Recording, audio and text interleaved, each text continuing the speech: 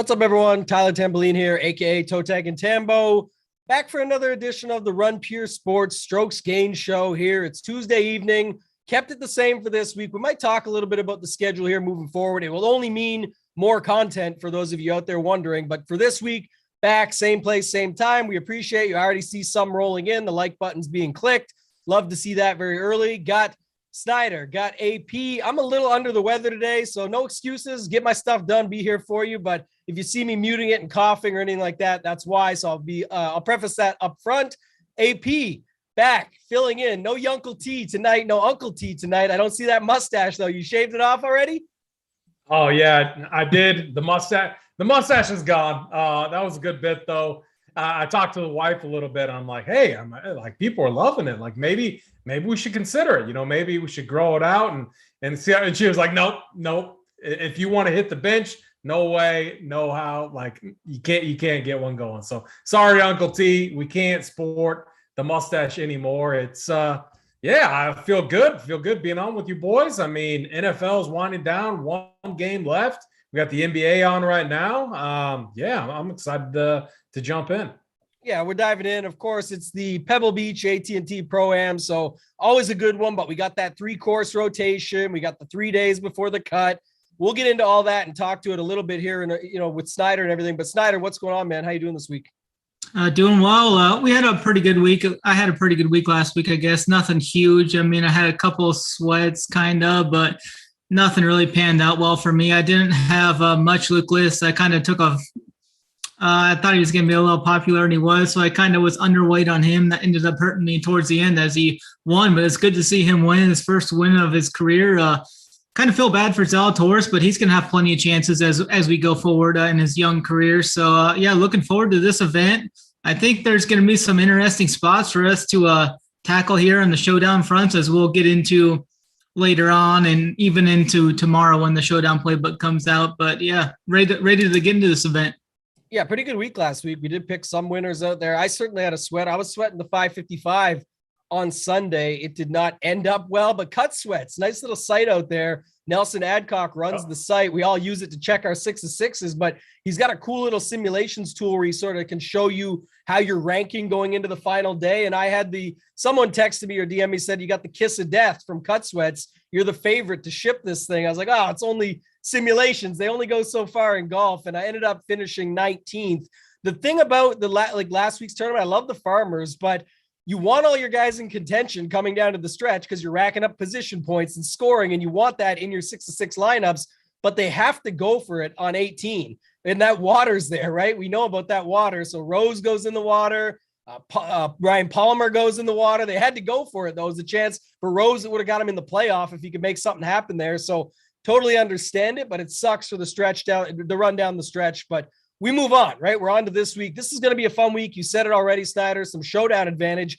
Talk to us a little bit about this course, strategy, stats, anything you want to talk about as far as that's concerned. I know you mentioned it pre-show about the Monterey advantage for us here for showdown. Many will go there, but we even saw it last week. Everyone went there with the advantage, and we still were able to get the screenshots and find our way to the winner's circle. So what are your thoughts on all of that for this week's tournament? Yeah, last week was a good week for us in the showdown fronts, and this week it sets up to be another pretty good advantage here. We're at this Pro-Am. We're going to have 3 courses in play here. The field size is set at 156 golfers this week, and the top 60 in ties, only top 60, not 65 this week, are going to be making the cut. Last year, only the 2 of these courses were in play last year, but the last time they had all 3 courses in the rotation, Monterey played at 69.69, Spyglass played at 72.8, and Pebble played just under par at 71.6 for the scoring averages. Monterey plays just under 7,000 yards, par 71. The rough tier is kept at only 1.75 inches, so it's going to put less emphasis on finding the fairway off the tee on this track, which leads to the lower scoring in this round. It's got some bigger greens too of the 3 courses, right around 6,000 square feet on average. Spyglass Hill plays just over 7,000 yards, par 72. It's more tree line than the other 2 courses, and Pebble is best known for its seaside holes. Plays just under 7,000 yards, par 72. Pebble has the smallest greens on tour at only around 3,500 square feet on average. 118 bunkers litter this course, so be prepared to play from the sand if you miss one of these small greens. The par 5 14th hole here played over par last year and was one of 6 such holes on tour to do so. So the par 5s played tougher on Pebble. The spongy POA greens here, they're also going to give players troubles as they're going to get more bumpy as the day progresses, and you're going to see some short missed putts here, really aggravating some of these golfers. So you just need to be good around the green too if you miss these short greens or these small greens. Second shot type golf course here. It's going to force more golfers to be into like a wedge game. You have to have a good wedge game. 100 yards, 150 yards and in will be emphasized here. Some other key stats are strokes gained approach, bogey avoidance off tee, and putting with an emphasis on I think you said putting. POA. There we go. All right. I think Snyder I'm may not wanna sure if it was me, reconnect. but I know I heard Snyder breaking up a little there at the end, but I think the most of the course description got out. A couple of things that you mentioned. My internet cutting out? Yeah, it was a little bit there, man. I'm not sure if there's anything you can check on your end, but like you talked about. And then 2 second, just adding to that, it's definitely more of a course history course AP. Like if you go back, the same guys come back here. Yep. We're going to talk about it. Our guy, John, already mentioned in the chat, Tony Finau last week, thumbs down. Yeah, that was sort of the same situation. Now we'll see what you think about it for this week when we talk there, AP and Snyder, if you come back, but we're going to get through the tiers as we always do. But like looking at Jason Day, it looks like Tony Finau 2.0, right? You got the perfect course history across the board, years on years on years. The difference is with him is he actually played pretty good last week. So that'll be something to talk about when we move down. But by all means, you can definitely look at a little bit more course history because the sample size is usually pretty large. Most of these guys have played it 7 or 8 times. It's once a year only, but that's quite a few over the last 8 years if they played it enough times. Usually there's something to that. And then, of course, you're going to have to still balance it. But again, like last week, I'll bring this up right now. We talk about it all the time. Oh, can't play this guy because he's chalk, or, oh, that guy's going to be way too chalky. And then you went back and looked last week. There was only 3 guys in the 20% or higher range of ownership. And one of them was the guy we knew would be 30 plus in John Rahm. So really 2 guys over 20%. And the rest of it was all spread out 7 to 15%. So pick your guys, play what you want, play the guys that make sense. Don't jam all the chalk, but I'm just saying, look for some outliers and guys that can get you to the top and give you a little bit of leverage. But so many times we're focused on that. It's just, you got to pick your spots. So, the chalk still got there. Luke List was high owned. Tringali was high owned. Rahm, they were all right up near the top. So definitely keep that in mind when we're going through it. Anything you want to add, AP, for the week, just when it comes to strategy, thoughts, the 3-course rotation, 3 guaranteed rounds, anything along those lines? Just dying at the behind the scenes comment about Snyder's connection. No, I agree with everything that you had to say there. Course history big here. Also, just like looking at recent form, some of these guys coming in are playing very good, and I want to capitalize on that. So now I'm ready to dive into the tiers. Yeah, let's dive in. It's also one thing to mention too. I know Snyder, JJ, the guys are going to be doing a betting show tomorrow night. We'll talk some picks later, a couple with our winners and our long shots, but it's definitely a spot. Like we've seen Ted Potter Jr. take down DJ in his prime down the stretch at this tournament to ship the win by 3 strokes. Seen Nick Taylor come from way back and get the job done. So definitely some long shots can win here. By the way, if you just got out of bed or fell off a rock or whatever, got out from underneath one, Will Zalatoris did withdraw. So all the shit I talked about him, I really was hoping people would play him this week. The guy looked almost in tears after that event last week. You could see, sort of the tight lip, clenched jaw, teary eyes, walking off, congratulating Luke List. But I was hoping people would go back to him. I think it was going to be a good spot to get off of him, but he's out. So unfortunately, he doesn't get replaced by an A-lister. It's Greg Chalmers at the min price or whatever they brought him in at over on DraftKings. We'll have to see what happens. But Cantlay, Berger, and Spieth. Snyder, I'm going to flip it over to you. That's the top range we've got left here. Patrick Cantlay, Daniel Berger, last year's champion, and Jordan Spieth. He missed the cut last week, but first missed cut since the Farmers last year. And this is where he sort of got back on track. What are you doing here with this 5-figure range? Yeah, I like Patrick Cantlay here quite a bit. He's made it a point that every time he tees it up, he's going to be playing to win. So he's gotten some questions of whether or not he's in it at all times or if he just tries to peak at the majors. But he has made it clear that every time he tees it up, he's playing to win. And he's improved his finish in the last 3 years, going 21st, 11th, and 3rd. I think once again he improves here, and I think he wins this event. I think he's just been playing so well as of late. 22 of his last 23 rounds have been sub 70, and he hit 80% of his greens in regulation at this event last year. So I see no reason to go away from Cantlay, and I know he's going to be highly owned, but I'm going to be overweight on him no matter what he gets to. So I'm going to be definitely high on him. Daniel Berger's another guy I'm looking at in this range. I'm going to go Cantlay, Berger over Spieth. Most likely, Berger ranks at the top with strokes gained, ball striking, tee to green approach over the last 50 rounds. Has talked about how he's gotten better understanding how to play in these California-style courses. He kind of struggled at it for a while, but he's figured out these POA greens, and the last 2 years has really paid off well for him at this event. 5th place in 2020, and is a defending champion at this event as he's heading back. He's gained 9 strokes tee to green here in his last win last year, so definitely like Cantlay and Berger up top. Spieth has some solid course history here as well, but I'm fine fading him here. He's off a bad showing at the Farmers, lost over 5 strokes total. He lost strokes across the board as well, too. And I'll just be more so on Cantlay and Berger and take my chances fading Spieth here. Yeah, I think if Hoopster was back on with us again, he'd say the same thing. And he's probably hoping that people move that Will Zalatoris ownership over to Jordan Spieth, because that'll be a nice spot that you can still get leverage taking the guys around it. The other thing, before I flip to UAP on this upper range, just the comments. Like I had a guy on Twitter, you can't play Patrick can't win. I would change his name to Hat-Trick Cantlay before Patrick can't win or can't putt. Listen, he guy had 4 wins. You take one of them away because the Memorial was likely going to be John Rahm's, leading by 6 after 3 days, and then the unfortunate COVID positive test. You still give 3 wins. There's the hat trick to Patrick Cantlay. He won the Tournament Player of the Year. The guy has absolutely turned it on. And I like what you said, Snyder. Why are people waiting to turn it on? You get one of these weaker fields at the start of the year. Of course he can miss some putts. Of course things can be a little bit challenging.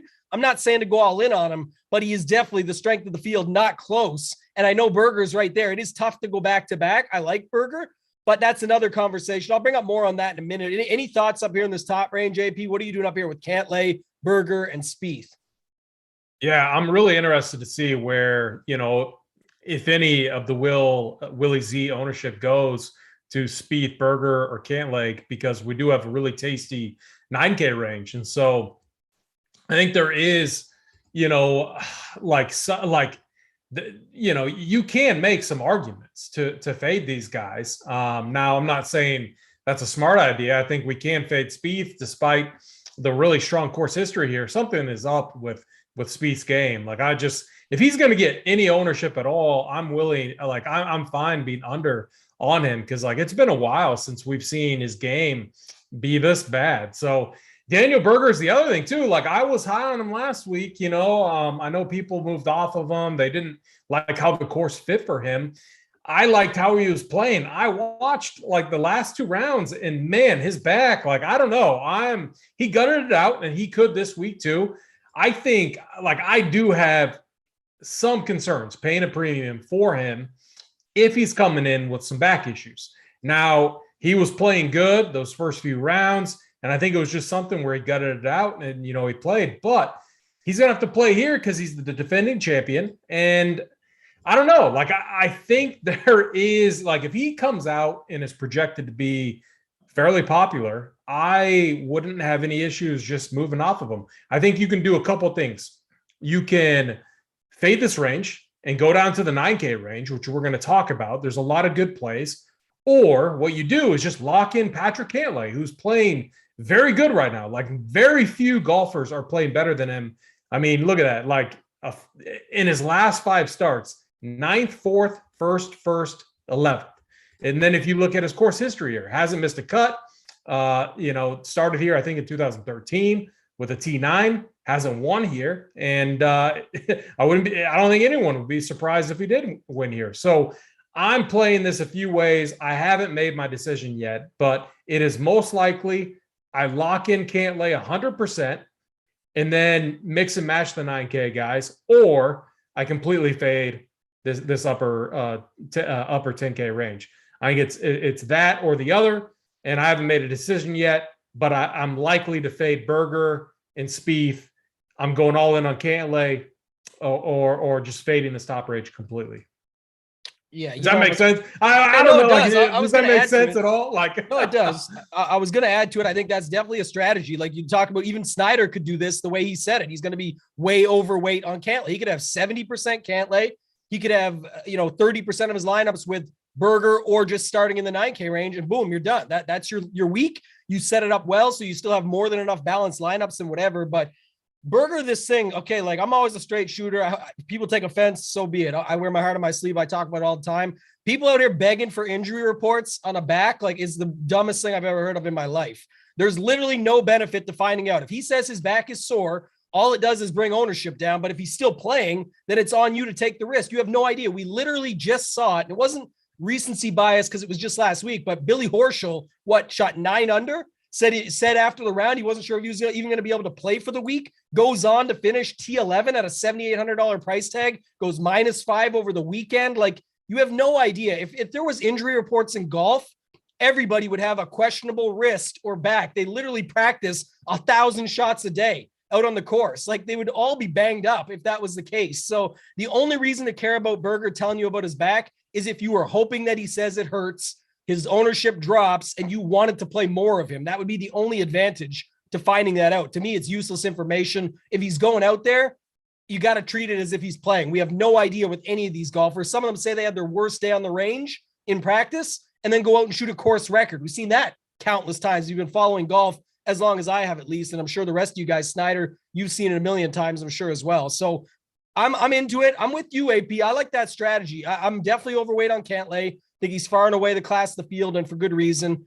Play some Berger, get off a day. I was never playing Zalatoris anyway. I would think the ownership disperses to Cantlay and then down to this 9K range, because Cantlay just goes up from 30 to 35, whatever it might be, and the rest of it moves to the 9K range because there's all of this. But the thing with Berger is, and that's why I'm still playing some of them, is just talked about this last year when he won. Kenny Kim and I on the Fantasy Golf Degenerates podcast were very high on him.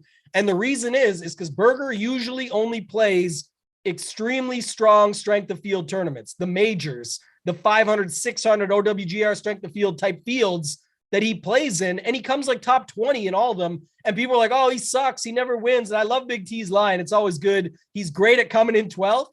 That was right for last week. I love that. And Big T was on with us last week. I think that's true. But at this tournament with this field strength, it's the reason he won last year.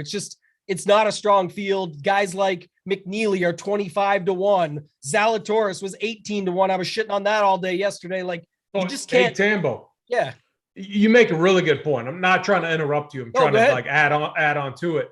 These fields where they're not as strong. We see random guys win all the time, which is why like I'm very much considering fading 10K and up, because if you just look at, and we're going to get into it, I know, but the 9K and upper 8K range, I think you can make some really nice builds, mix and match these guys in MME formats. I mean, if you just fade the 10K and up range, how much ownership do you think you're like getting leverage on? Like, how much are you excluding from your pool? Does that make that question make sense? This is the thing. I know what you're saying, and I don't disagree, because we just saw it with Rom at the Amex, right? The effing putting contest, as he called it.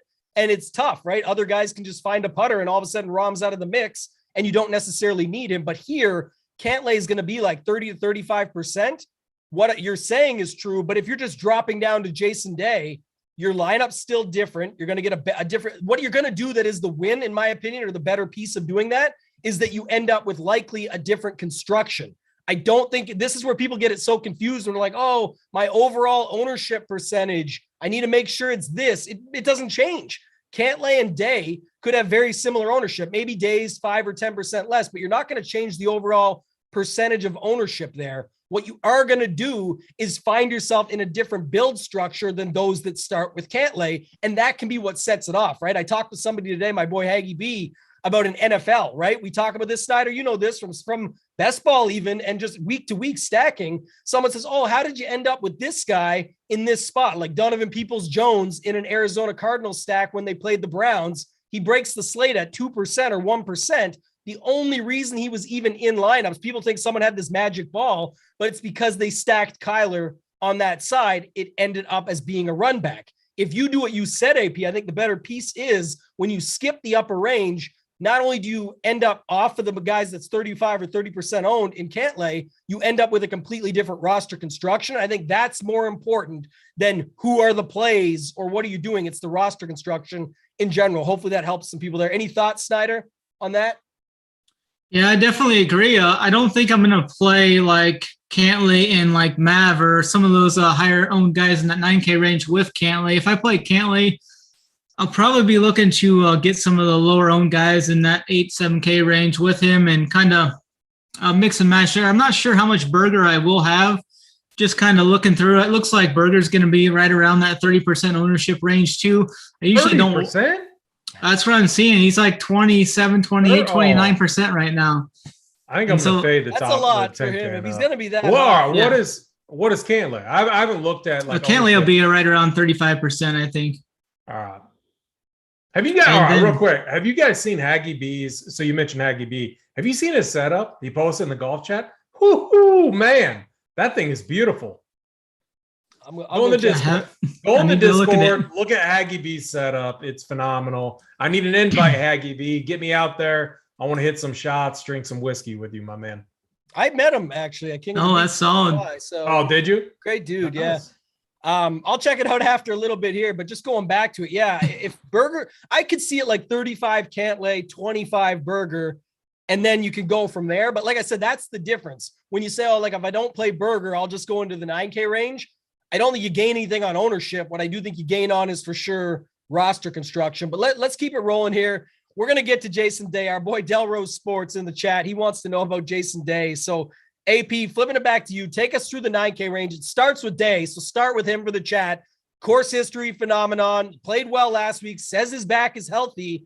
But everyone's got this, sort of fear after doing the same thing with Finau in the same price range with the same course history with everything, and then watching him just crush their lineups. What are your thoughts here on Jason Day and then the rest of the range? Yeah, I mean, Jason Day, like the thing that I was watching really closely last week was his tee to green game, gained 3.2 strokes. I mean, that's huge at that course, 1.2 on approach. The irons are looking good, in my opinion. Now we go to a track where, I mean, let me pull up his history. T7, 4th, T4, T2, T5 since 2017. Oh man, now we're paying a premium for him. So like, in my opinion, like people love course history. I'm one of them. I love course history. Sometimes it hurts me. Sometimes it really helps me, but I think it matters at certain tracks more so than others. And I do think this is one place where it does matter. I also think there's reasons for that. It's one, we have these small greens. It's the around the green game. It's the short game. We know Jason Day, what he's good at. He's good around greens, and he's a good putter. Historically, like I think like 2 or 3 years in a row, he was like the top ranked putter in the world. Now that's dropped off a little bit, but I look at, so over at fantasynational.com, there's this chart I bring up. I look at rolling 24 rounds, the last 24 rounds rolling. So it's a chart that goes up and down. And then I like to look at 36 rounds as well. That chart on Jason Day has been nice and steady and is trending upwards. So what that tells me is things are coming together for him. The irons are looking better. The putter is starting to look better. I think it sets up really well for him, and I'm gonna get in on him. I'm gonna be overweight the field on Jason Day. Do I feel good about that? No, because it's not a guy I've been playing very often. But I love the format that we had last week, where we had golf on Wednesday through Saturday. It allowed me to watch more golf. I thought his swing looked good. I thought there was a lot of good things that I saw in his game. So the eye test, he checks that. Course history test checks that. He checks the irons, look good. So it's a lot of boxes that Jason Day is checking, and he hasn't done that in a long time. So I'm going to get on him here. Mad McNeely, Snyder's boy. Snyder, I was giving you props last week, but you called this guy early. Like, we were making fun of you not too long ago about this guy, like hardcore making fun of you, and you stuck to your guns, stayed with it. Mad respect there. Mad, this is like his home course. Grew up on this course. I'm going to have a ton of interest in him. And then if Hoop was on, he'd be talking about Cameron Tringali, his boy, where I used to only play him like in desert courses, down in Texas also. I thought Tringali, that's where he was best at. This guy is rounded into a complete golfer. I think his game is really looks like he's at that next level. He's a guy I've clicked. Seamus Power, same thing. So this is what I was talking about when fading 10K and up. Look at the golfers that we're getting if you do that, and you can fit multiple into your builds. And so that's probably the route that I want to go with this week. You could even throw, just like, Justin Rose, the price is up there, but man, the irons are looking good. And his putter, like the one thing that's been holding his game together over the past, year or so has been the putter. It's been something he's really worked on. Actually, his off the tee game was really hurting him, but the putter and creating opportunities, for birdies is what is saving him. And so if he can, I think, tell me if I'm wrong, guys, and I'll move off of my guys in this range, but tell me if I'm wrong here. At Pebble, a lot of these guys are going to be clubbing down at some time, off the tee, like more often than other courses, as Snyder alluded to when he started the show, a second shot course. So what that means is you're just positioning yourself off the tee. Sometimes that means hitting a 5-wood, maybe a long iron. In my opinion, that could help a guy like Justin Rose. So I'll have a little bit of interest in him as well. But really, it's Jason Day, Matt McNeely, Tringali, Seamus Power. Those are the guys that I'm looking at. And maybe even, Matt Fitzpatrick a little bit. He's been a guy that's, randomly popped at times. But, again, the price tag feels a little bit high on him. But those other guys I definitely like.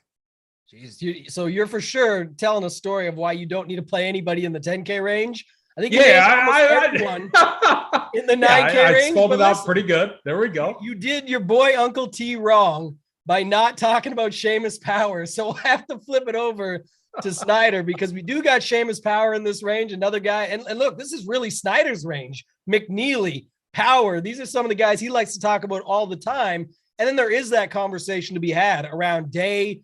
What's the difference between Day and Rose? Not saying you can't play both. I'm just saying Rose has really been doing it now for the last, 4 or 5 times out, looking pretty good still. Last week, he went in the water on 18, or he was putting for eagle to be able to get to 6. He would have won if he had made eagle on 18, would have got into the playoff with a birdie. The way it ended, of course, that's results oriented at the time. He thought he needed a lot more. Luke List stood on the practice range for an hour and a half last week thinking he wouldn't even get a playoff and ended up getting one because your boy Zalatoris can't make any putts down the stretch. But Snyder, Seamus Power, McNeely, and then, of course, the course history guys. And no one talked about Streelman yet either. Streelman just loves this place, rolls out in the Pro-Am with his boy Larry Fitz talking NFL again. And they've been champions here of the Pro-Am and everything. So what are your thoughts in this range, Snyder? Yeah, for sure. I think there's 8 guys in this range, and they're all deserve rights to be played in this tournament. But I think I'm only going to play 4 of these guys. I'm going to make my stand here in this 9K range. All 8 guys are definitely rosterable and can be played. I'm going to play 4 guys that I like the best, starting off with my guy, Mav McNeely. I'm going to play him over Rose.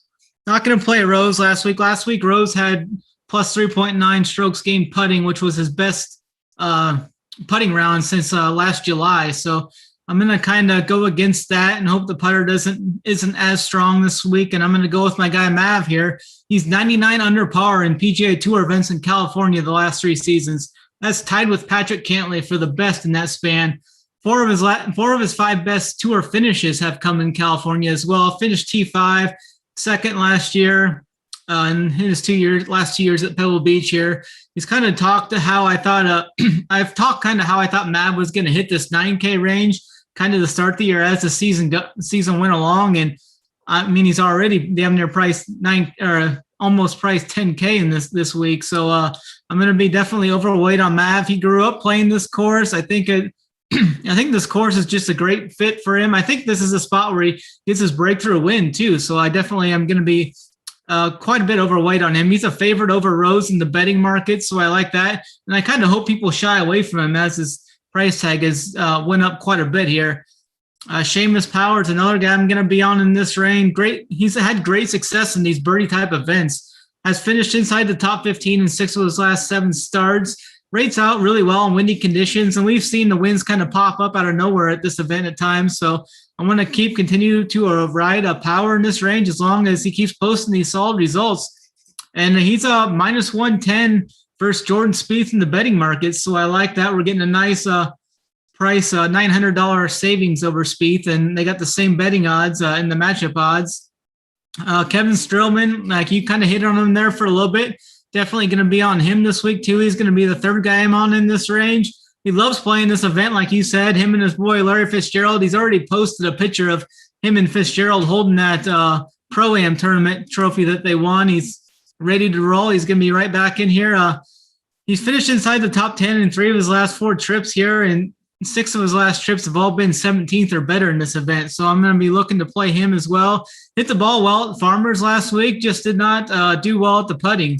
Lost strokes putting. Him and Kevin Kisner, the other guy I'm on in this range, they're both minus 110 against each other in the betting markets. Kisner kind of feels a little bit priced up, how Streelman does too. They're both right at the bottom of this range, but I actually think this is a really good course fit for Kisner. He's talked about how there's only a few events that he's actually live to win on the tour, and I think this one is right there for him to be live at this event. He's a second shot type course. He loves those shorter tracks. Game looked really great at the Hawaii swing too. Finished 8th at the TOC and then 3rd at the Sony, where he gained over 10 strokes total in both those events. So those are the 4 guys I'm going to be on in this range. I'm going to be most heavy on Mav and Power though. Okay, I don't hate it. I actually like I like the Streelman chalk. I like the chalk at the bottom, or playing the guys at the bottom more than the top. Personally, I was just doing a little bit of a deep dive after my boy Ryan Baroff tweeted out a little thread and was just showing how Day and McNeely have got there. And I like McNeely more than Day going up top. So for me, it's McNeely, Cam Tringali. I'll step in for Hoopster here and say I like him still. I know the price is up. It's not what you expect to pay for him, but it's almost like a Corey Connors situation where you just have to recognize that, look, the guy's been this good for this long. He's just got better. It's not saying he's going to win. And here's the thing. He can be your second or third guy into your lineup, no problem. So you don't necessarily need, like if you wanted to, you could build a Day, McNeely, Tringali lineup, still fit in a bunch of guys in the 7K range and round it out and be fine. And you're just fading the top and he ends up as your third guy in, and you're just hoping one of those 3 guys between Day, McNeely, and Tringali wins it. But for me, I like McNeely, I like Tringali, I like Seamus Power, and I like Streelman. That's my 4 in this range. Streelman, look, it's the same thing as Jason Day as the course history. He didn't play as good as him just last week, but again, Day saying he's 100% and good to go. It's one thing. The guy that's, $800 cheaper may free up some more things for you. And when it's that close, I don't really think that they're that far apart any longer. When he was, like, to AP's point earlier, when Jason Day was the leading putter on tour, I think Ricky Fowler was right behind him as number 2. Like, sometimes things fall off after a while. Day has looked much better recently. Don't get me wrong. I'm just saying I'm okay with the guys down below. Let's move on though. Let's go to this 8K range. AP, I'll go back to you. It's pretty decent size, right? Ryan Palmer down to Matt Jones. I don't know if you'll like it as much as the 9K range. So first off, talk to me about strategy wise. If you are going to use those 9K range guys, does this just get overlooked for you? Or do you like 2 9K guys, 2 8K guys, and do a construction that style instead? Yeah, so there's a couple guys that I like. Lanto Griffin, he had a slow start at the Farmers last week, but he rallied. I think he had the best score on Sunday there, and his game just looked phenomenal. I think this is another course that sets up very well for him. Over his last 24 rounds, he ranks 4th in birdies made relative to the group here. So he's scoring too, which is what we want, here at this event. So Lanto is one I really like. Brian Harmon, another guy who just excels on shorter tracks. Very good, very good off the tee, very good around the green, and the putter's trending in the right direction. All of interest in him. Mito, our boy Snyder's guy, Mito Piera, he's just steady, man. Is there another golfer that's been as steady as he has? Now, I think this is his first trip here at this event, but doesn't really concern. This guy is just as steady as they come. The price is very fair. I'm going to use him. So I see Mito as kind of a guy. If I'm let's just say I'm playing 2 9K guys, I'm probably only going to be able to fit in, maybe one 8K guy. I'll use like Mito as a guy as kind of an anchor to those builds right there in the mid range. So he's a guy that I like quite a bit. And then Matt Jones is the other one that you mentioned, Snyder. Tambo. He has good course history here, good around the greens. The recent form, and so this is a guy that I really want your guys' opinion on, because we're looking at a cut, third place finish, cut. So the recent form, I think if we go back a little bit further, it's a little bit better there. But he really tailed off quite a bit. Yeah, he had 4 cuts in a row, and then he missed a cut. Then third at the Century, missed a cut. So, but he's a guy that has some history here. He's better when the irons are in his hand, and he's good around the green. So he's a guy that I'm considering. But kind of to wrap this range up, I come back to Lanto. This is a guy that's been playing very well. I do think he's a guy that has top 10 upside, especially at a track like this one, where he finished T9 last year. So obviously has top 10 upside. Maybe a guy who we talk about it all the time, these weak fields, an easier track. Would any of us be surprised if Lanto Griffin came away a winner like this? I wouldn't be surprised. So he's a guy I'm going to be very overweight on in this range. And I'm going to just lump him into that 9K guy range. So like the Kevin Kisner, Streelman, like we talked about, Tringali, McNeely, those guys, I'm going to group them in there and be equally overweight as I am with those other guys as I am on Lanto Griffin. So that's kind of how I sum up this range. I'm going to fade a lot of guys, but I do have interest in Mito and Lanto Griffin. Yeah, and I like both those calls. I would actually not be surprised, and that's why I bet Lanto yesterday at 55-1 to win this. I'm gonna get on that with you. I'm gonna get on that with you. Here we go. Yeah, I love that, because also too, I'm a big fan of the Hot Sunday round. And anybody who watched Lanto on Sunday on the South Course, that's a tough track.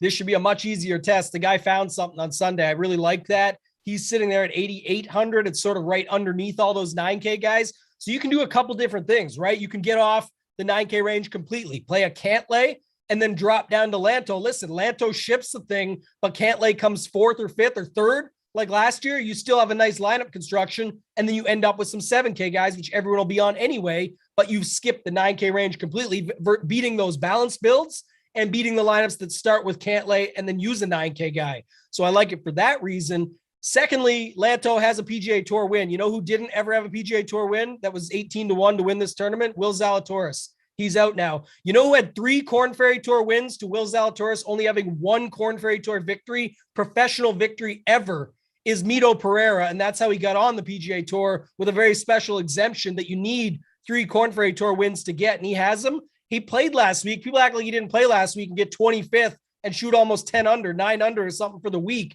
The guy's a stud. 8,300 is too cheap for him if you know his talent level. If it doesn't show up this week, so be it. But I will play him because of what that is. He did not get the price bump like the other guys did. If you think about it, why did Tringali go up from 7,600 to 95?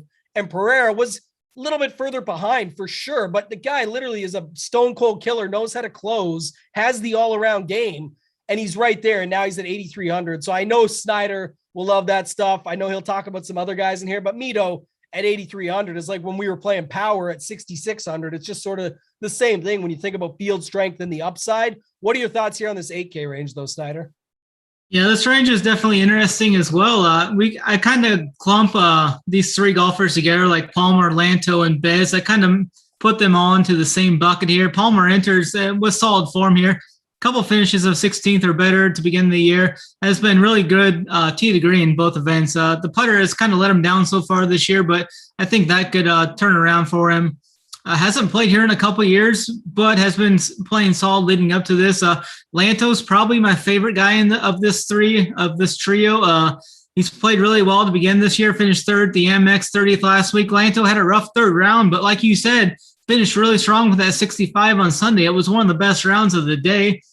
Lanto's a -125 favorite versus Streelman in the betting market, so I'm going to have more Lanto than Streelman just based off of that. Bezuidenhout has been solid cut maker. He's kind of been good with the irons to begin the year. Short game's kind of been hit or miss for him. I think I might just fade Bez in this spot. he'd be my third of this three trio guys. So I think I'm probably just going to fade him and play Lanto and Palmer more so in that trio. Tom Hoagie's another guy I'm interested in this week. After a great finish at the Amex, finished second. At second there, Hoagie missed the cut at the Farmers after losing. He lost a stroke putting on the South course.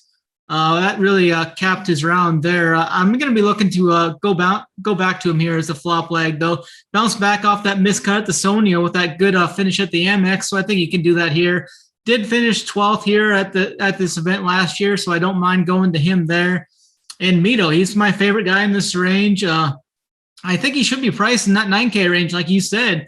I mean, he's definitely the guy that sticks out to me in this range. We've been on him since he was promoted to the tour last year, and I definitely see no reason to jump off. I don't care what he's owned at. I'm just gonna be on him more. He's been a consistent golfer, just a great ball striker, averaging 2.6 strokes gained approach over his last 10 events, and I think this event's really going to set up well for him. He's going to find the fairway, and he's going to have wedge in his hands most of the time, and I think he can be pretty deadly on this course. So Mito's my favorite guy, and then Lanto would be my number 2 guy in this range. Yeah, I definitely like those two. That's the same that AP said. So you know where RPS is going this week. We'll see what the rest of the crew says. Like I said, I know Hoop is always a big fan of Lanto, at least. Likes his game, liked him last week at the price tag. And again, he's another guy that didn't get enough of a bump. What was Lanto last week? 7,700 and went up 1,100. That Sunday round was incredible. Like, just tough to do out on that course. So just knowing that he has that game and now he gets to come to a little bit easier track, play 3 different courses. They're all short and gettable. I think that makes sense. So I'm actually a little bit different than you. I do still like Bez. I guess I just like this range a little bit more. And, you know, with only really going Cantlay and a little bit of Berger, couple of those guys, 3 or 4 in the 9K range, you can still play these guys out as long as you don't go too crazy. But Lanto, Bez just has such a good around the green game and can get the putter going. He's one of the better putters on tour. And at these pro-ams, I don't think it's going to be like the Amex. I actually know it won't as a quote unquote putting contest, but at the same time, never hurts to have a good putter on the bag. So Griffin, Bezudenhout, Mito, obviously love that. And then Hoagie's the other guy you mentioned, 12th year last year, obviously just missed the cut last week. I guess you could say the same for Mackenzie Hughes. He had a little bit of an interesting scenario play out there. It was, I forget what it was now, like a penalty, dropped him in 2 strokes. I forget how it all played out on 18, but either way, ended up missing the cut on the number. But I like him a little bit more at the tougher tracks. I talked about that last week. So I would lean Hoagie there. And then the guy that I'll just take a sprinkle of at the bottom, 8,100, is Charlie Hoffman. Not sure why. I remember this stuff, but like he usually withdraws and then comes back and plays good at the next event. I know it's not like a big sample size because people don't withdraw very often, but it's almost like he knows that it's not quite there and he'll just save it for the next spot up. And so I just like his game all around. I think the talent level is there.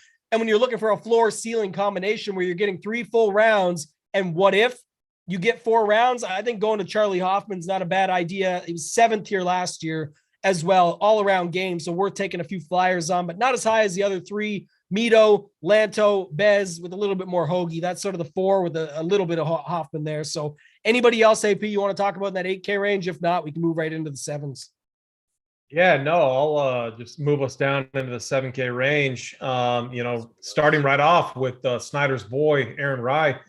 He looked good last week, T6 at the Farmers. I think he's a guy that's going to make my pool. I watched him closely. I was sending Snyder messages like, man, just another guy that Snyder got on early. That dude has talent. I think the one thing that threw me off watching him play, he wears 2 gloves, right? 2 gloves.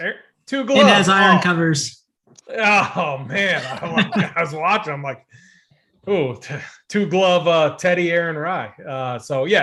Good golfer. I think he's a guy that's definitely in play though this week. He's just rounding into form, like T19, T16, missed a cut. Had a poor performance at the Amex, but looked phenomenal at the Farmers last week. Interest in him. Chris Kirky, a guy that I always, if you've been following Rumpier content for a while, a guy that I like when these go at second shot tracks where you get an iron in your hand. Chris Kirk, good iron player, very good ball striker. It comes down to the putter and that around the green game and making birdies. His history here is mixed. He got a T16 last year, cut, T39. So, mixed history, he'll be in my player pool. He's an MME guy, not a core play type guy for me, just an MME guy that I'll be overweight the field on, just because I think he gives us a little bit of upside. The guy that like, okay, so everyone's going to be like, not this Dusty dude. But, man, the game, I think, maybe has turned some sort of a corner, but Matt Kuchar. And he's still priced like, mid 7K range. Not like too bad or anything like that. But if you look at his putting stats, they are just trending in the right direction. And this is a guy who historically would lean on his iron game. He was someone that we played at second shot courses. Think the Open Championship, much like Jordan Spieth, these second shot tracks where you got to lean on a hot putter, making longer putts. Matt Kuchar fits that profile. His around the green game has been good. His putter is very good. He's made a ton of cuts in a row. Finally coming off a T7, so he showed some upside. And it's not like, the events, it's not like he's like getting last place. He's got T22, some low T30 finishes. I don't know. I could easily be talked off of him, but he does have some decent, okay course history here. I don't know. He's a guy that may make my list this year to have an MME format. It's probably not a core play, but I thought, just looking deeper into his game, kind of interesting. A lot of people I'm fading. Ches Reavie, another guy, short hitter. I always like targeting him on courses where it's like you get off the tee and then, you're in the fairway and you have an iron in your hand. And he's a guy that's just tee to green and make some putts. And whenever you're on a shorter track, he usually benefits. And I like his course history here, T16, T25, T38, T2 since 2018. He's going to be a guy that I'm very overweight on. Nick Taylor, I played him last week actually, and man, I had a couple builds up there in the 15 that were close, and Nick Taylor was like, he was 0.5% owned last week. Now he's going to be 8 to 10% owned. Much better course history here, but I'm telling you, I watched him closely. He was hitting good golf shots.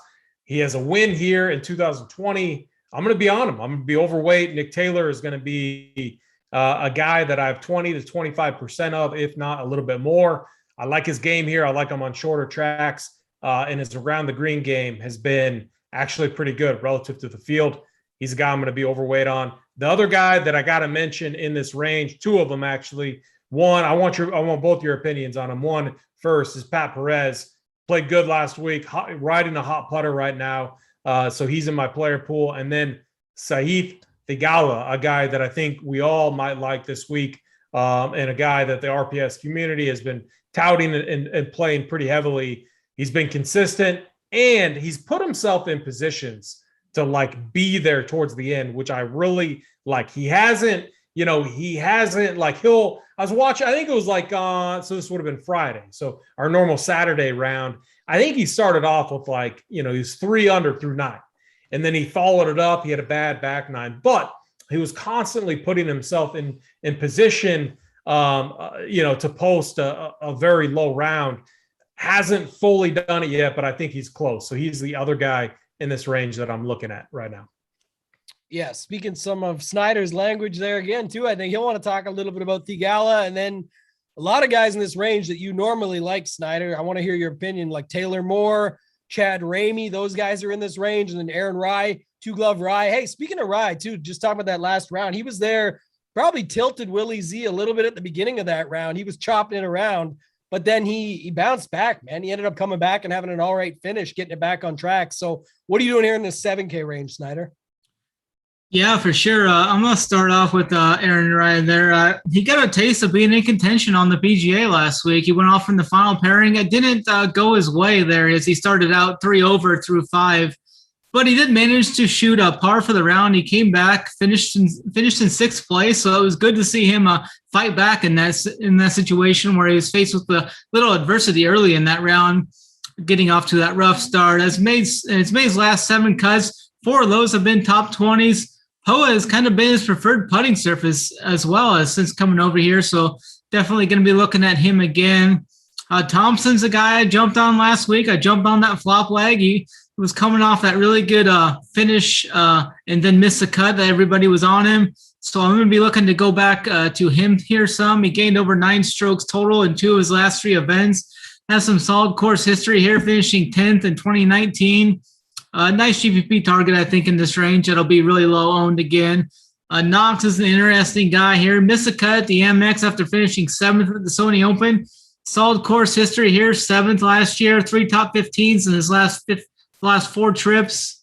Minwoo Lee is kind of a guy I was kind of looking to gauge your guys' takes on. I know he's up there in the betting market odds. He's like 50-1 to win this. He's off of the Euro Tour, plays well overseas, but now he's coming into some stronger contests here. The field isn't that strong, so I kind of wonder if you guys are on him or anything in this kind of a watered down field.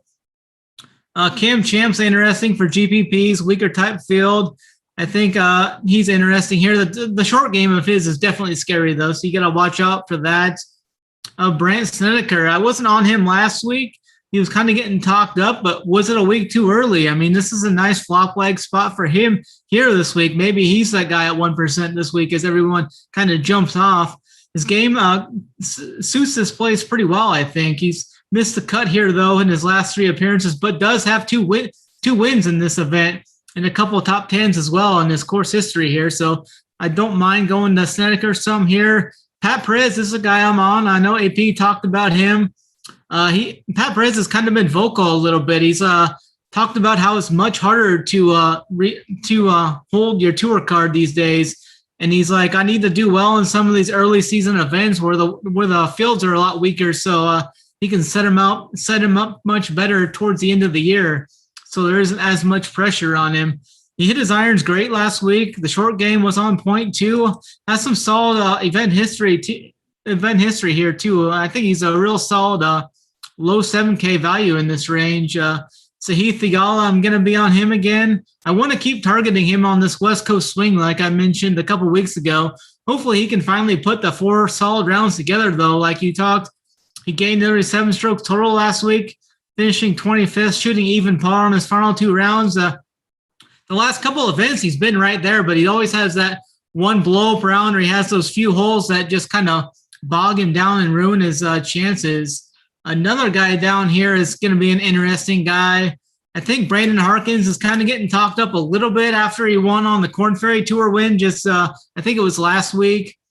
He won that in a playoff as well. He played here in 2019 and 2018, made the cut in both of those trips, finishing 28th and 15th in those 2 instances. He can rack up a ton of birdies, but he also can make some big numbers as well. So he's kind of a boom bust guy, but he gets 3 rounds guaranteed here. So I think he's solid for GPPs. Grayson Siggs, another guy, 3 straight solid outings to begin the year. I think this event suits his game pretty well too.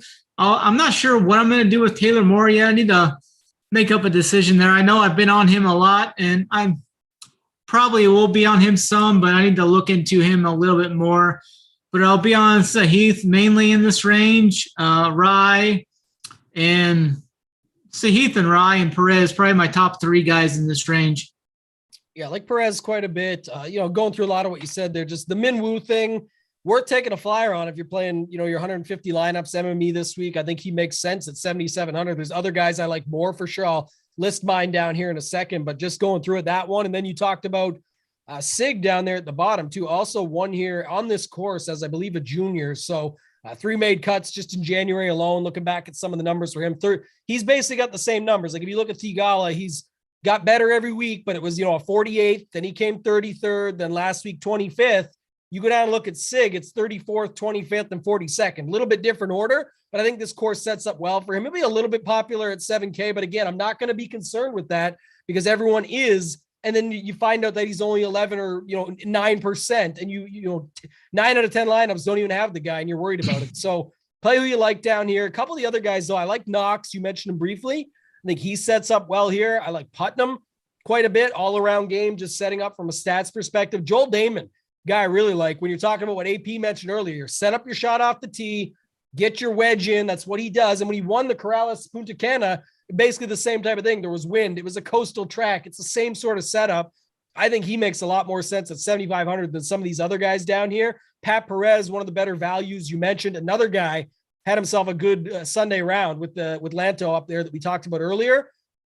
And then for me, a couple more guys down at the bottom. So Smalley, I know you've been on these guys too, Snyder, but these are the ones that I tend to lean to a little bit more is Smalley and Chad Ramey. You and I usually are both on Chad Ramey, and I think it could set up well for them. And then Stallings right there as well as the last guy just sort of sets up as it's sort of a bread and butter track, if you will, for him. It's where he comes out. You talked about Perez saying he needs to get things in line early, make his money early on in the season. Stallings, 30th, miscut, 3rd, 7th, 14th, came 46 last week. I think it's a better course fit for him. Sets up well at just 7,100. He can make you some money down there as well, too. So those are the guys I like. That's 6 or 7 guys in this range that stand out at least. Let's go into the 6K range.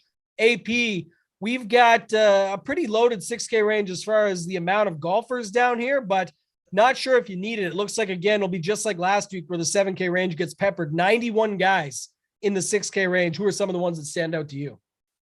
Yeah, this is part of my reasoning for, potentially fading that 10K and up range because when you get down here, now it's a weak field. And part of the reason why it's weak is obviously if you're looking in the 6K range, you're going to see a lot of guys where you're inserting that GIF, the who GIF, who. And then if you look at it even further, like a lot of these guys don't have course history down here at all. So a lot of them are new players. Which some of them will be in play, but man, I usually love to find these little 6K gems, but I don't want to force any of them into, my lineup. So what I'm looking for when I'm in this range at a track like this is course history, has shown the ability to be a good ball striker. So Ryan Armour right out of the gate, someone that I'm looking at, older guy. I think he would fit that narrative that you were talking about, like these older guys that are trying to keep their tour card. He is right on that list. He's got to take advantage of these weaker field events. And that's usually when he's played some of his best golf. Now, how much am I going to have of him this week? I have no idea, but he is coming off a 20th at the Sony Open. So at least he's showing some decent form coming into this event. Peter Malnati, he looked good through 3 rounds last week, has some decent history here. He's going to be a guy that I look at. Just going down here. So Chesson Hadley, his current form is absolutely terrible. But if you remember back to the, I think it was PGA Championship, Gary Woodland, PGA Championship or U.S. Open? U.S. Open. That was hosted, U.S. Open. So I think Hadley. Now you got me second guessing. Yeah, Hadley had one of his best finish ever at a major at that event, and he talked about how he liked these small greens, how it was a second shot course, how he could lean on his iron game, which has been kind of subject coming into this event. So Hadley's going to be like in MA formats, like a 3 to 5% guy, not someone that you want a lot of. And as I go through this range, I'm saying that about a lot of these guys. Like Mark Hubbard, maybe a fine play. Nate Lashley, PGA Tour winner, who has won just randomly will come out of nowhere. And that's how he got his win. And I think he wasn't even playable in DK the week that he won, which was funny at a weak field event. He was a late addition to the card. He has a T5 here as well, but his current form is very, very subject. So a lot of these guys, what I want to do is just limit my exposure to this range. Now, as the week progresses, I can find the gym that I fall in love with, but upon first look, I don't see anyone down in this range that I just absolutely love. So I'm really leaning towards these 7K guys that we talked about. Pair them up with these 9K guys and fade Berger, Cantlay, and Spieth. I mean, Cantlay is the one that really, really worries me. He could lap this field and win. And if that happens, I'm probably just going to be, always next week, as we often say. But I do think there's nice leverage to be had in an event like this where it might be worth the risk. So, because what if Cantlay finishes 8th or 9th, I'm not dead, especially if I get the winner with another guy or two that are inside the top 10. And so that's the route I'm playing this week. I'm going to load up on the 9K, these 8K and 7K guys. And that's probably going to be what my approach is. Yeah. It's always scary. I don't hate the strategy at all. And you've leaned on it this whole show. So I think it's worth going that way for you because that's clearly what you feel. And I think that's for good reason. It was like that last week, right? Rom, same situation, right? Rom was, out of it, you thought, and then all of a sudden he's there at the end and basically doing the same. Just into earlier point on Gary Woodland, it was the US Open, but like the same at the US Open at the South Course for where they held last week's tournament. Rom did that thing on 17-18, got himself into it and took over and won the major, took it away from Louis Oosthuizen. Here we've got sort of a similar situation where Cantlay could be out of it, and then all of a sudden on Sunday he's right back into it, and that's all you'd have to really worry about. I want to get your thoughts, Snyder, on one guy, another guy that gets talked about quite a bit. I know you'll know enough about him to go through this, but a lot of love going to an Austin Eckroat this week, right? We know who he is, but just, a lot of people are talking about him. And I brought this up yesterday. I think what it is, like, he's popping in Fantasy National models. Love Fantasy National, big supporter of it. We're trying to get something rolling here with Run Pure Sports, a little bit of a collaboration actually, but just set up you guys with some ability to get on there for a little bit cheaper and whatnot. But just looking at it, he really pops there. But one of the things I think people don't do enough, and I brought this up yesterday with Kenny Kim on the Fantasy Golf Degenerates podcast, was when everyone goes last 50 rounds, Eckroat pops as like a top 10 stud that you need to plug in. Everyone sees it as like the value of the week. But if you go last 6 months, he's actually only got 12 rounds on the PGA Tour. All of those stats that are lining up over the last 50 rounds are back in July and August at like the Bermuda Championship and the 3M, which have no relation to this. He's coming off 2 missed cuts, never played this event before. He just posted a picture on social media today showing, I think he shot like a 63. So I'm sure that'll line up some people there too. I'm not saying he's going to be the chalk 6K guy that you got to fade. I just want to get your thoughts on him in general and then some of the other guys in this range.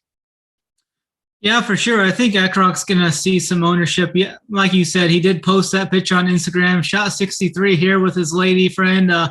But he is a pretty good solid ball striker. He gained 2.4 strokes tee to green at the Farmers. Missed the cut there though, but he does hit greens at a high clip, hits the fairway. I think this event as a whole sets up well for him as second shot type course. I'm not sure how much I'm going to have on him. I don't really have much conviction in all of any of these 6K guys, which kind of leading me to like in cash maybe, or my single entry or 3 max. I might just start up with like a Mav and another 9K guy and just kind of eliminate these 6K guys. But in that same conversation, all these 6K guys will be getting 3 rounds. Hoop's kind of always talking about taking some chances on some of these lower guys as they're going to get 3 rounds where they can kind of outscore their price tag, even if they do miss the cut and not completely kill you. So, I mean, you can make a case for that both ways, but I think Eckroat's definitely in play here. Had a couple of solid finishes on tour last year too, so we know he can like pop for like a top 30 or top 20 at this event. Wouldn't be surprised to see that. Bronson Burgoon's another guy, made his last 2 cuts on tour. Made his last 2 cuts at this event as well, so I think he's right there in discussion. Trey Mullinax doesn't have good form coming in, but has 3 starts here and has made the cut in his last 2 years. Brian Gay's another guy I'm looking at, has made his last 5 cuts here. 4 of them have been top 40s as well. Alex Gajeka, he's an old timer down there, has played this event many times and made the cut in his 6 of his last 7 appearances. Kind of like a GPP punt play type guy. Bo Hostler might be another guy people go to. Doc Redmond, Bo Hoag's down there, Lee Hodges. I mean, there's a few guys, Sadashi Kodaira.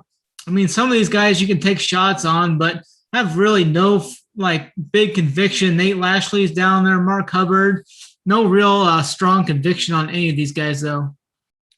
Yeah, I think I'm going to fade the whole range. And that's 91 guys just to chop your pool, because I'll tell you what, I looked at it last week, and part of the sweat in the 555, not saying it's the exact same, but I'll just give you the exact situation, because I ended up being, surprisingly enough, in a small field, not very chalky at all. I had 4 guys under 10%, and it was still a 2v2 that I was down to. And it's because I had Pendrith and I had Bramlett, who are both the cheap guys in the 6K range. And I had it with Palmer. And I'll just use him as the example because it was Palmer and Bramlett away from like List and Tringali. Like it was right there just to take the full lineup of the guy that ends up shipping and taking it down. I'm not being results oriented. I just think it's a common, thing that you can look at here. Like you go down and it's an $1,100 difference between Eckroat and Rye. I think they're similar talent levels, but one guy just came top 6 last week, is coming in hot in Aaron Rye. And your 2v2 is Jason Day and Austin Eckroat, or something like Christian Bezudenhout and Aaron Rye, or Lanto and Knox. Like you can just get a pretty good lineup that still isn't going to be owned, be able to go there and not have to have it. I get that they get the 3 rounds, but I also don't know if the top 40 will cut it for you. And that's sort of the thing, right? Cash games and stuff, trying to lock them through the cut, of course, but I'd rather take the risk on the guy that's going to get me through and maybe give me the top 10 or be contending for the win down the stretch. So just my 2 cents. If I have to name some names down here, just going through it, Mark Hubbard, James Hahn, both right there at 6,700. I know some people are playing Cam Percy. I think that's, again, like Cam Percy, Alex Checa, who you mentioned, Brian Gay.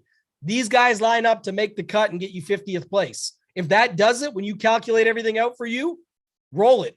For me, I don't like that. If you wanted like some upside down here and take more risk on Kevin Tway, Nick Watney, some of these guys that are, Watney's at least cheaper at 6,200 can get you there. And like Tway could have upside if he got you there. Brandon Hagee, guys like that, maybe Peter Uline, Trey Mullinex, who you mentioned. I like that call. Snyder, he's a guy you could go to, but I just don't know what the difference is. And the 7K range is just so loaded in general. We named it just at 7K. You got Sig, Wyndham Clark, Bramlett's back there again, Stallings, Ramey, Whaley, Harkins, Thigala, Pendrith, Smalley, way better dudes that you can play. So up to you, right? How you do your lineup. But if that ends up being the difference, I've been there so many times, you just end up kicking yourself saying, why did I do this? I could have easily just flip-flopped these two. Go ahead. So yeah, you make such a good point. Like look at, and this is this year's field. So there may be golfers excluded from it, but the leaderboard in 2021, Daniel Berger win, Mav McNeely, second place, Spieth, Cantlay, T3. Then we had Nate Lashley. We talked about him, 6,700, T5. Then it was Jason Day, Tringali, Russell Knox, Charlie Hoffman, Tom Hogue. So like when you're looking at these leaderboards here, like there's some, like then if you go to 2020, Nick Taylor, Streelman, Jason Day, Daniel Berger, Matt McNeely, Matt Jones, Charles Schwartzel, like Jordan Spieth, Lanto Griffin, Patrick Cantlay. So I really like your approach this week, Tambo. I think the way you're doing it is right. Now I'm going to exclude the majority of the 6K range.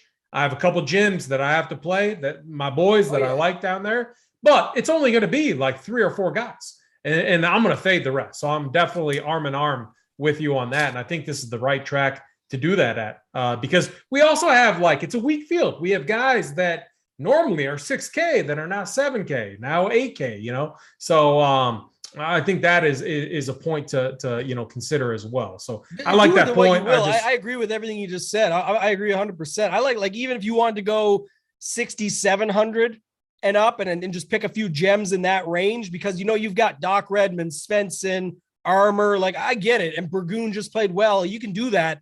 They're not much different than the guys in the 7K. But I think what people forget is, like you just said, like if Smalley won this thing, that would be insane. But he's still 7,200. You did not need to go into the 7K range. If Thigala comes through on the West Coast, Snyder said everything about it. If he does, what if? It could happen. He's still 7,200. Like you just didn't need the diamond in the rough down in the 6K range. Like Alex Checa is not winning this tournament. I'm sorry. He might make the cut for you, but what are the odds he makes the cut? Did he win it back in the day? You know what Isn't I mean? he a former winner? I can tell you, right? He came like second last year. Okay. I'm just telling you, like the stuff going around on him right now, like that means he's going to win this year. You got 2 Champions Tour majors. Like, I don't care. I'm playing for the guys here. I'm not talking about. People are talking him up. I'm saying that if you roll it here, these guys in the 7K range winning. I'm thinking of Ted Potter Jr. He won in 2018. I don't think we're going to see that again. That was like a a really random. Didn't he shoot like -8 or something the first day or something like that? Yeah, Just and kind of wrote it have out. the stats in front of me. He's for missed Alex the cut Checa every other year. from last year. Did you have but a if go notebook back- play? What's that? Did AP have his notebook play? I mean, if I that's missed where it get. So Badly. can I include the 7K range? I mean, that's Anything. Yeah.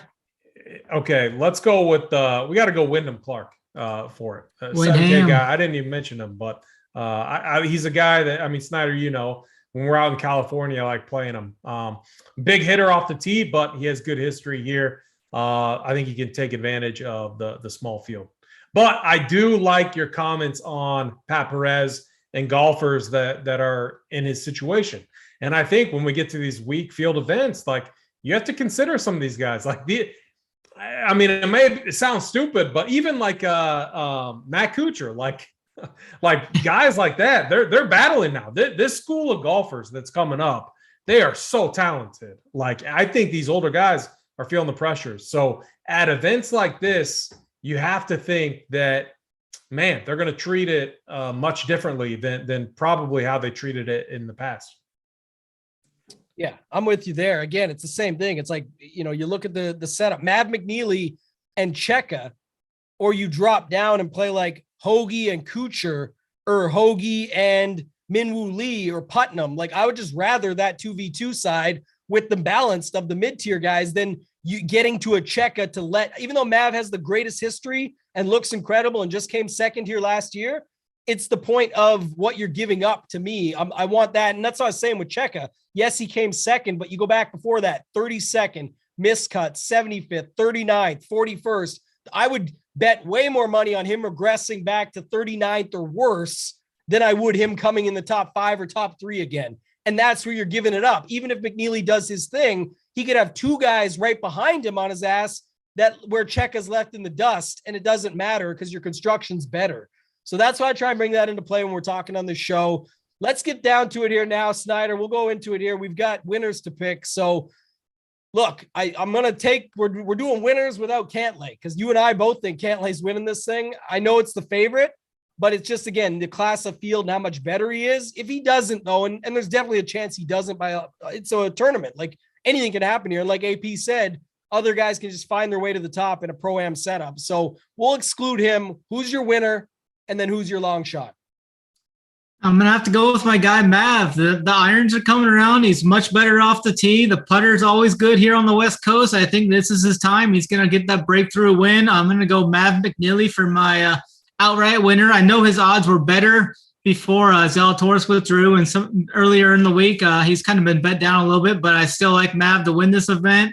My long shot's going to be Sahith Theegala, 100-1. I think this West Coast swing, I mean, he's been close a couple times. If he can battle those nerves and get 4 straight rounds through solid rounds, I think he'll be right there Sunday.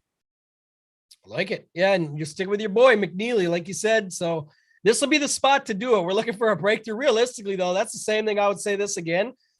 Let's talk about this for 2 seconds. I'm going to finish out the week shitting on Will Zalatoris just a little more. Beat the guy while he's down and out, unfortunately. I'm sick, Go ahead. too. I'm sick, too. I'm here to listen to that. Who has a better career? They're still both young. Mav McNeely or Will Zalatoris? Who ends up with the better career long-term? Snyder, I don't know if you're biased because you're a McNeely boy, but I'm just curious. Like, that's a good question. Who has the better career between Will Zalatoris and Mav McNeely, PGA Tour? That's close. I mean, you have to lean to Will Zalatoris. So for what I think you got to lean Will Zalatoris. Better West Coast career. I'm going to go Mav. Better West Coast career. Mav is only 1 year older than him. Just busting it out right quick while we're live here. Man, nothing really going on much versus what McNeely's got going on, but I think it still is interesting. It could definitely go the other way. If other people have opinions, I'd love to hear them. And the AP, what are your thoughts? Say that question again. I'm working on finding my winner. I was looking up some stuff. I knew you were. Zalatoris, Will Zalatoris versus Mav McNeely for career wins, or just better careers, but the wins would be what the accolades that go with it. So what are your thoughts on that? I'll say Willie Z. I think I know #2skinny. The guy is one of the purest hitters of the golf ball out there right now. Once he gets his putter dialed in, just like Snyder's other boy, he's going to be up there. He's going to be contending, and he's going to be putting himself in more positions to win than Mav McNeely is. Yeah, he probably does. But for this week, I would have been fine saying McNeely anyway, even if Will had stayed in the field. So interesting question. Well, someone said Cantlay. Yeah, obviously Cantlay's having a much better career than both. And I don't care what anyone says. He's definitely doing it right off the course as well. We posted in the Discord every single week about Patrick Cantlay. Everyone talks about him like he's some loser. He does look like he just ate spaghetti and have red stains on his face. He does dress horribly, but he still somehow got it going on off the course. So we'll see what he does this week. AP, what do you got for winners? Winner and long shot for this week. This is like, I mean, it's a combination of both. It's out of like, I've been dogging on this guy for a long time, like making fun of him, like week in and week out. And you guys feel free to make fun of me for this, but I mean, I'm like, maybe it's more of a DFS play, but I'm looking at the odds now and I'm like, this is kind of crazy, but I'm going to go Matt Kuchar, 60 to 1, 9-time PGA Tour winner, short course. I think the narrative that I'm looking at is the same. Like how isn't Matt Kuchar in the same boat as Pat Perez? As like, he's a guy that has to be feeling the pressure. You know, he's probably looking at this field right now and being like, you know what? Coming off ninth place or seventh place finish at the Sony, a course that he's won at. I don't think he's won here, but he has good history here.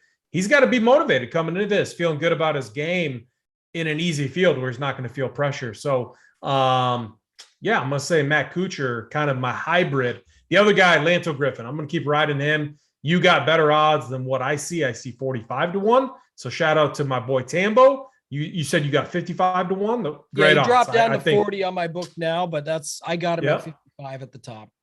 This is a great event, I think, to take a few shots, take $100 and put $20 on, take 5 guys and put, $20 on a couple of them and just have some fun with it. I love doing that with long shots. So like, these guys that are 55 to 1 or worse, Chris Kirk, Nick Taylor, Matt Kuchar, Grayson Sigg, Aaron Rice, some of these guys, take a shot on them. I think it's a fun week to do that. You're just fading.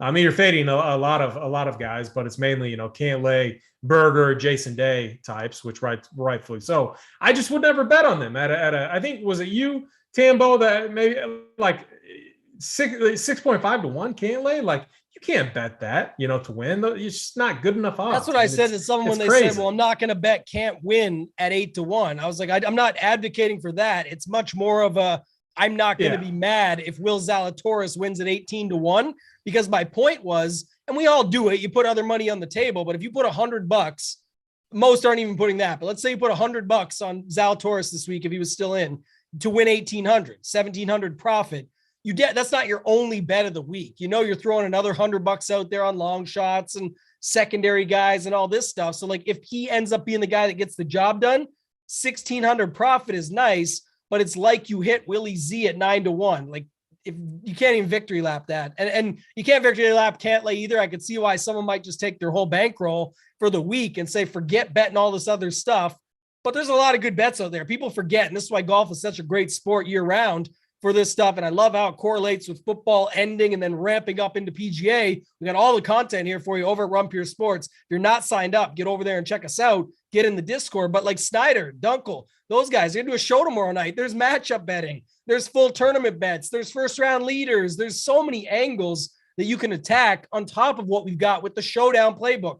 Snyder's playbook there with the content for that. All 4 rounds. Round 4 with the strategy and game theory. I'm going to be adding a section in there going forward for some stuff going into the last round where position points are accounted for on DraftKings. And then you got, of course, the classic slates that we're covering as well. So there's all that wraps into it.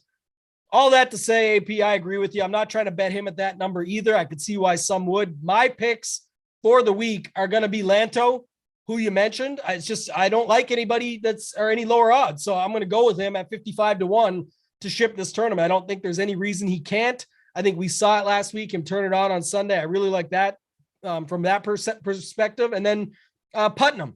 Putnam and Sig, I got both them at 125 to 1. I don't know what they're at now, but I like those guys as bombs down below. 125 to 1 for Sig and Putnam. And then Snyder, one more question. I'm going to flip it back again. Forget the first one. Matt Fitzpatrick versus Will Zalatoris. Career. Matt Fitzpatrick's about a year and a half older. He's 27.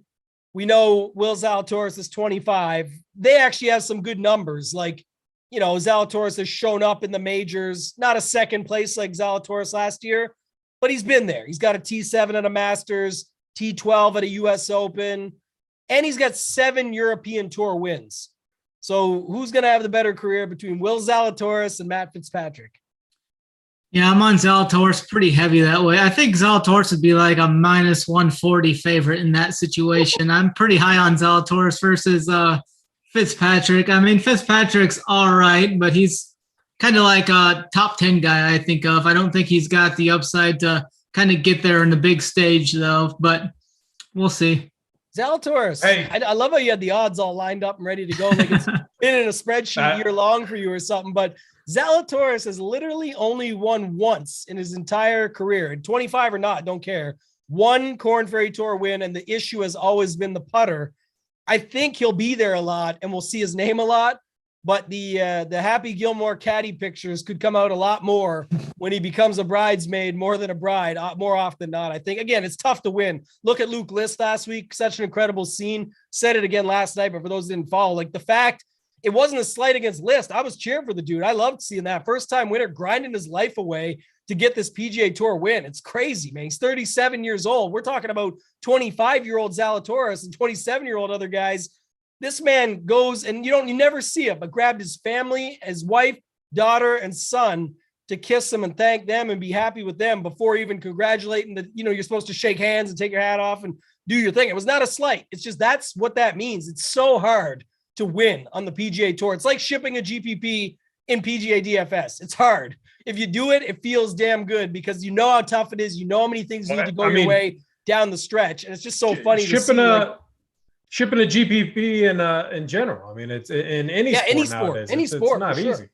It's not easy, but that's exactly it, right? You grind every day for it. That's what Luke List has been doing. So many close calls and finally got the job done. And I love Benny Yon. Benny Yon tweets out, another guy that's notorious for some good ball striking like Luke List and some bad putting, and says that's the epitome of what you got to do when you suck at putting. Put the ball close enough on the hole that you just have to tap it in. That's how you win the tournament finally in the end. And Luke List did just that. AP, any final thoughts before we get out of here? Yeah, I got one. It's my favorite play that we didn't talk about, that it goes back to looking at some of the Vegas stuff. And then, you look at it and you look at these odds and you're kind of surprised. And then you go back to the other stats that you're looking at and you're like, that makes sense. Denny McCarthy, a very good putter. The guy has been a wizard around the greens right now. 8,200 on DraftKings, 50 to 1 over at DraftKings Sportsbook odds. Just looking at what he's been doing recently, kind of flying under the radar. I've listened to a few different, podcasts out there. Not a ton yet, obviously, but I haven't heard his name mentioned too much. Absolutely love him this week. I didn't mention him yet, but now I'm definitely high on him. A guy that I like, especially at these tracks where there's small greens. Good putters pop here, and Denny McCarthy. Yeah, good call out. Actually, when you go back, I just pulled my model up right quick, and I pulled it to the last 6 months, not the last 50 rounds, just because I wanted to see what he's got going on there. And you look at it, he actually has one of the best samples of anybody, 40 rounds over the last 6 months. So it gives you 50 or 6 months, whichever's been longer. He's one of the only people even close to 40 rounds. He's got them. And where do you think he ranks, AP, for putting on the last 40 rounds he's played in the last 6 months?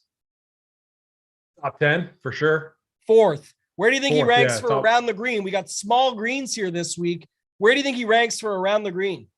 Second or third? First.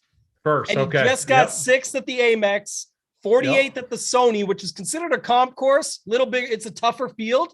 And then you got the RSM Classic, 10th. Houston Open, 11th. Mayakoba, 15th. All with solid tee to green numbers. So he does do a lot with the short game, but that's what he does every week. Yeah. Like 1, 2, 3, 4, 5 of the last 6. he's gained over 3 strokes with the putter. So it's not like, oh, he's going to lose the short game this week, or, oh, it was all short game. That's what he does. So I like that call. Harry Brandt, he was second at the freaking Masters. We know he didn't close that one either, bud.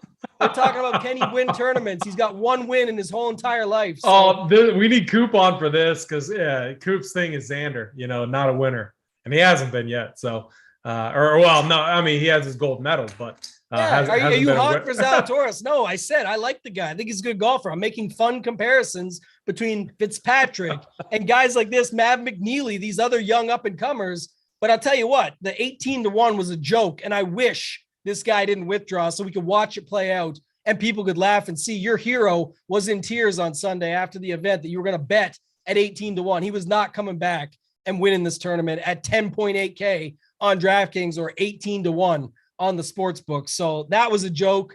Snyder, final thoughts before we get out of here? Just make sure to tune into the Showdown playbook. I think we're going to have a pretty good edge this week. Hopefully we can light up the top of the leaderboards like we have been throughout this early part of the season. Make sure you're in the Discord. We'll all be in there kind of giving our final thoughts leading up to the event. As it's going to start late morning, Thursday morning. We'll be in there Wednesday too. The cash charge just been outstanding so far. So make sure to check out that. And all the core plays have done really well too so far. So make sure you're checking out all the content we have over on the site.